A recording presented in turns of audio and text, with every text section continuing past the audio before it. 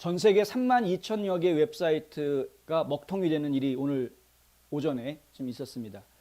그 혹시 경험해 보신 분 있으신지 모르겠습니다. 조지아주에서는 이제 가장 큰 언론사라고 이야기하는 AJC가 먹통이 됐었는데, 그리고 이제 조지아주에 본사를 두고 있는 UPS 같은 물류 회사들, 이런 곳들이 웹사이트가 좀 먹통이 되는 그런 현상이 있었습니다. 화면에 보시는 것처럼 이제 서비스 unavailable, DNS failure 이런 식으로 이제 화면에 나오는, DNS라는 거는 이제 도메인 네임 서버의 줄임말이고요.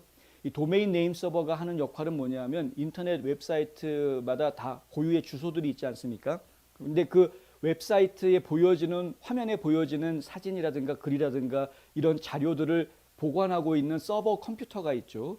이 서버 컴퓨터마다 또 번호, 고유의 IP 주소라는 것을 가지고 있습니다. 그래서 몇 번 컴퓨터 그러면 이제 그쪽으로 날아가는 거죠. 그 어떤 컴퓨터가 거기에 있다는 걸 알고 찾아가는 것인데, 이 DNS라는 것은 바로 이런 그 몇 번 컴퓨터가 어디에 있는지 이런 것들을 기록해 놓는 것이 바로 DNS입니다. DNS는 하나만 있는 게 아니라 뭐 곳곳에 다 있습니다. 서버가 있는 곳이면 다 DNS는 다 있습니다. 그래서 일단 사람들이 검색을 하거나 어디 웹사이트를 방문을 하려고 할 때, 브라우저가 어디로 가려고 할 때 항상 DNS에다가 먼저 물어보게 돼 있죠. 자, 나는 google.com으로 가려고 하는데, 그러면은 DNS가 가장 가까이에 있는 google.com 웹사이트가 있는 그 서버 컴퓨터 쪽으로 보내주는 이런 역할을 합니다. 그러니까 중요한 통로 역할을 하는 것이죠, DNS가.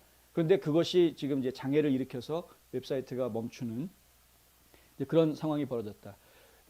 문제가 됐던 회사는 아카마이라는 회사인데, 아카마이라는 회사만 문제가 된 것인지 이건 확실치가 않습니다. 또 다른 회사들도 문제가 있었는데 그냥 조용히 입 닫고 넘어간 건지는 모르겠습니다만은, 아카마이라는 회사는 이 회사에서 발표를 했습니다. 12시 좀 넘어서 이게 지금 우리 DNS에 문제가 있다라는 걸 확인을 했고 곧 고치겠다. 30분 안에 고치겠다라고 이제 발표를 했는데, 진짜로 한 15분 만에 고쳐놨습니다. 그래서 그 이후로는 괜찮아지는 것을 저희가 보았는데, 12시 한 30분쯤 지나서 12시 45분쯤 지나서는 다시 웹사이트를 접속할 수 있는 형태가 되는 것으로 저희가 보았는데요.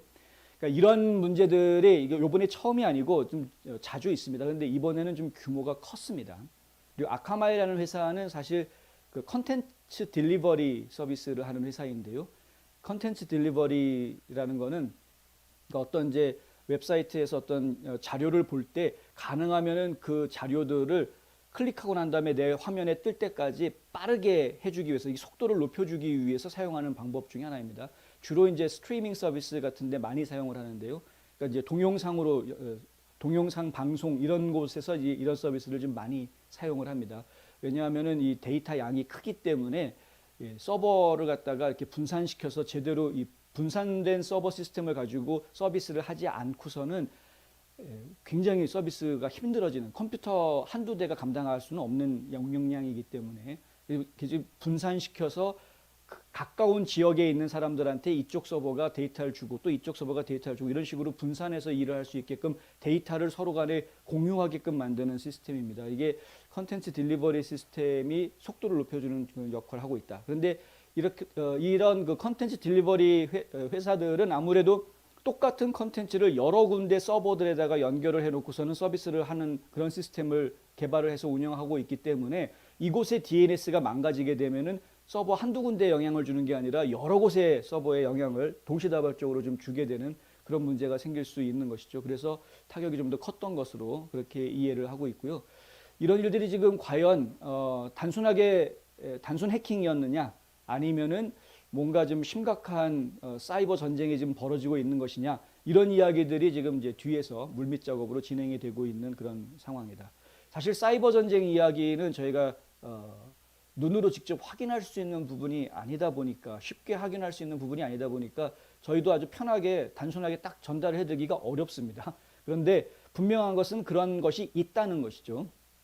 아예 해킹을 전문적으로 하는 군 부대 내에 해킹 전문 그 팀들, 부대가 이미 여러 나라에 존재하고 있고요. 미국에도 이런 사이버 전략 부대들이 이미 만들어져 있습니다. 조지아에도 지금 폴 스튜어트의 그런 팀이 있고요. 그러니까 이제 어떻게 해서든 사이버 공격을 하려고 하고 어떻게 해서든 그 사이버 공격을 방어하려고 하는 그런 눈에 보이지 않는 전쟁들이 지금 매일 일어나고 있는 그런 상황이긴 합니다.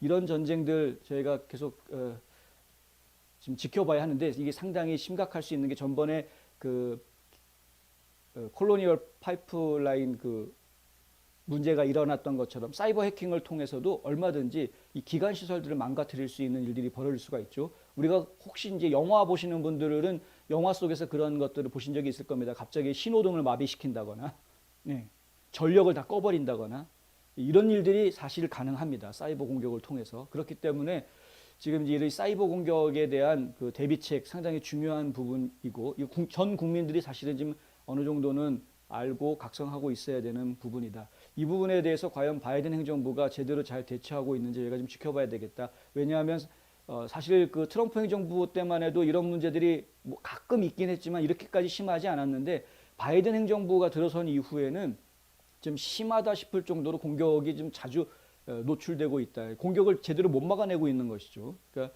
저희는 좀 상당히 염려스러운 부분이 있다라는 이야기 정도는 해드릴 수 있겠습니다. 하여튼 본인들이 가지고 있는 정보 장비들, 컴퓨터라든가 셀폰이라든가 이런 인터넷에 연결될 수 있는 장비들에 대해서 평상시에 데이터 관리하시는 것 좀 더 신경 쓰셔야 되겠고요. 비밀번호 관리 이런 것도 좀 더 신경 쓰셔야 되겠고, 하여간 보안에 좀 더 신경 쓰는 시간도 좀 가지셔야 되겠습니다.